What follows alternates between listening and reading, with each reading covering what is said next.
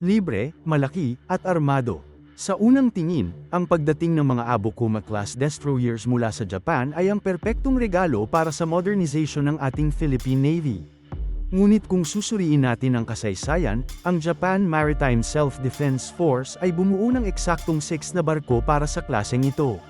Pero bakit 5 ships lang ang napagkasunduang i-transfer sa Pilipinas? Nasaan ang isa? Ang sagot dyan ay isang malaking sikreto ng naval logistics na hindi madalas ibinabalita. Ang ika-6 o 6th vessel ng class na ito ay hindi maglalayag para magpatrol. Sa halip, ito ay gagamitin bilang isang dambuhalang spare parts bank, isang sakripisyo upang masigurong ang 5 na barkong darating sa atin ay mananatiling buhay, aktibo, at handang ipagtanggol ang ating karagatan. Ngunit may isa pang malaking tanong, anong mga armas ang posibleng tanggalin ng Japan base sa kanilang export rules, at alin ang eksaktong matitira upang maging bagong pangil ng ating hukbong dagat? Huwag kayong bibitaw hanggang sa dulo ng video na ito. Tuklasin natin ang buong katotohanan, at ang matinding hamon, sa likod ng mga bagong barko ng Pilipinas. Para lubos nating maintindihan ang bigat ng pagbabagong ito, kailangan muna nating kilalanin ang mga higanteng darating. Ang Abukuma class ay binubuo ng 6 destroyer escorts na pumasok sa serbisyo sa pagitan ng taong 1989 hanggang 1993. Ginawa ang mga ito noong kasagsagan ng Cold War, kung saan ang pangunahing banta sa Japan ay ang mga palihim na submarino. Sila ay mga veterano ng dagat, ngunit huwag hayaang linlangin kayo ng kanilang edad. Ang bawat barko ay may standard displacement na 2,000 tons, at umaabot sa 2,550 tons kapag fully loaded. Mayroon itong haba na 109 meters at kayang tumakbo sa top speed na 27 knots. Ibig sabihin, mas malaki at mas mabigat ito kaysa sa mga kasalukuyang nagpapatrol na offshore patrol vessels natin. Dinisenyo ang mga ito para sa coastal defense at anti-submarine warfare. Para sa Philippine Navy, ito ay hindi lamang upgrade, ito ay isang massive leap. Sa loob ng mahabang panahon, mayroon tayong malaking puwang o gap pagdating sa paglaban sa mga banta sa ilalim ng dagat. Sa pagdating ng mga barkong ito, sa wakas ay magkakaroon na ang ating bansa ng sapat at dedikadong puwersa upang mag-detect at umatake sa mga submarinong papasok sa ating exclusive economic zone. Paano napunta ang mga barkong ito sa atin? Na-secure ng Pilipinas ang mga barkong ito sa ilalim ng Official Security Assistance o OSA program ng bansang Japan. Sa ilalim ng kasunduang ito, ibibigay ng Japan ang mga barko ng libre bilang grant. Ngunit ang Pilipinas ang sisigat sa gastos sa pagbiyahe, pag-train ng crew, at pag-integrate ng mga sistema nito sa ating Navy. At dito natin sasagutin ang misteryo kung bakit 5 ships lamang ang darating sa Pilipinas, gayong 6 vessels ang ginawa para sa klaseng ito. Ang 6th vessel ay gagamitin bilang spare parts bank. Dahil ang mga barkong ito ay ginawa pa noong late 1980s hanggang early 1990s, marami sa mga pyesa nito ay hindi na ginagawa sa mga pabrika ngayon. Sa mundo ng naval logistics, ang pag-cannibalize o pagkuha ng mga pyesa mula sa isang donor ship ay isang kritikal na estratehiya. Sa pamamagitan ng pag-alay sa 6th vessel bilang pagkukunan ng pyesa, masisiguro ng ating hukbong dagat na ang 5 na barkong darating sa atin ay magiging fully operational at laging handang magliyag. Dahil dito, lahat ng 5 na barkong matatanggap natin ay asahang magiging aktibong bahagi ng ating patrol fleet, habang ang 6th ship ay magbibigay buhay sa kanila mula sa likuran.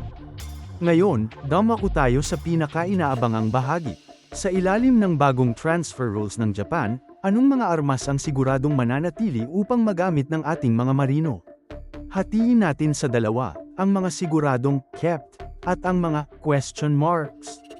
Unahin natin ang mga siguradong babagsak sa kamay ng ating Navy. Una, ang OTO Malares 76mm main gun. Makikita ito sa bow o harapan ng barko. Ito ay halos garantisadong mananatili. Bakit? Dahil ito ang pinaka-standard na kanya ng Philippine Navy.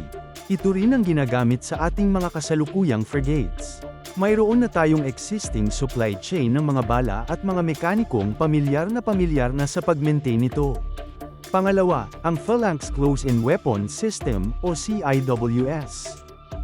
Ito ang 20mm Gatling gun na nagbubuga ng libu-libong bala kada minuto.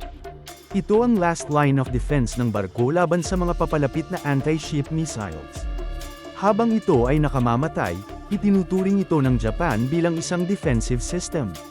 Pasok na pasok ito sa kanilang legal framework para sa self-defense ng tatanggap na bansa. Pangatlo, ang mga lightweight torpedoes. Ito ay ginagamit gamit ang dalawang triple 324mm torpedo launchers. Ito ang pinakapuso ng pagiging anti-submarine ship ng Abu Kuma. Kapag tinanggal ito ng Japan, mawawala ng pangunahing silbi ang barko. Ito ay isang integral part ng tactical mission ng barko kaya siguradong kasama itong ito turnover. Pero may mga armas na itinuturing nating question marks dahil ang kapalaran nila ay nakadepende sa final na usapan at sa budget ng Pilipinas. Ang unang question mark, ang Harpoon anti-ship missiles. Ang bawat barko ay kayang magdala ng 8 na Harpoon missiles gamit ang dalawang quad launchers. Papayagan ba ng Japan na isama ang live ammunition, o iiwan lang nila ang empty canisters? Bukod doon, ang kasalukuyang anti-ship missile na ginagamit ng ating Navy ay ang Sea Star mula sa South Korea. Ang pag-maintain ng dalawang magkaibang missile system ay napakamahal. Maaaring i-retain ng Pilipinas ang launchers ngunit kalaunan ay i-modify ito para magamit ang mga armas na mas pamilyar sa atin. Ang pangalawang question mark, ang ASROC o Anti-Submarine Rocket Launcher. Ito yung malaking 8-cell box launcher na nasa mismong harapan ng tulay ng barko. Ang frame at mekanismo nito ay siguradong may iwan dahil ang pagtanggal nito ay makakasira sa balanse ng barko. Pero ang mga mismong rockets, nakadepende ito kung gaano pa ito kaligtas gamitin, at kung handa ang Pilipinas na bumili o humingi ng bagong supply ng mga balang ito. Ayon kay Department of National Defense Secretary Gilberto Teodoro Jr., kahit libre ang mga barko, tayo ang sisigat sa napakalaking hamon ng pag-integrate ng mga ito. Ang mga armas ng Abu Kuma ay ginagabayan ng mga Japanese sensors, tulad ng OPS-14 Air Search Radar at OQS-8 bow-mounted sonar. Ang hamon ngayon ay ang interoperability. Kailangang siguraduhin na ang mga Japanese systems na ito ay makakapag-usap at makokonekta sa mga command and control systems ng ating Philippine Fleet, na karamihan ay gawa ng South Korea. Pangalawa, ang mismong mga pasilidad ng Navy.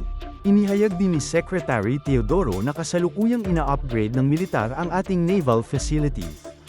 Ang 5 na 2,500 ton na barko ay nangangailangan ng sapat na berthing at docking facilities. Kailangan natin ng mas malalaking dry docks at specialized crane operations. Kung wala ito, mabilis na masisira ang mga barkong ito sa ating mga pantalan. Sa loob ng 2 to 3 years, inaasahang makukumpleto ang pagdating ng 5 na barkong ito. Ang paglipat ng mga Abu Kuma class destroyers ay patunay ng malalim na tiwala ng Japan sa Pilipinas. Sa pamamagitan ng matalinong hakbang na paggamit sa 6th vessel bilang spare parts bank, masisiguro natin na ang 5 na barkong ito ay laging handang lumayag upang protektahan ang ating soberanya. Darating sila na may dalang 76mm guns, phalanx CIWS, at torpedoes na handang-handa na. Para sa isang bansang matagal na naging bulag sa mga banta sa ilalim ng dagat, ang mga barkong ito ang magbibigay ng kinakailangang lakas upang ipagtanggol ang kung ano ang atin. Para sa inyo, sapat na ba ang 5 na Abu Kuma class vessels upang tuluyang maprotektahan ang ating West Philippine Sea? At pabor ba kayo sa estratehiya na gawin spare parts ang 6th vessel? I-comment ang inyong mga pananaw sa ibaba. Kung natuto kayo sa malalimang pagsusuring ito, e-like ang video, e-share, at mag-subscribe para sa mas marami pang update sa modernization ng ating armed forces. Hanggang sa muli, mabuhay ang Pilipinas!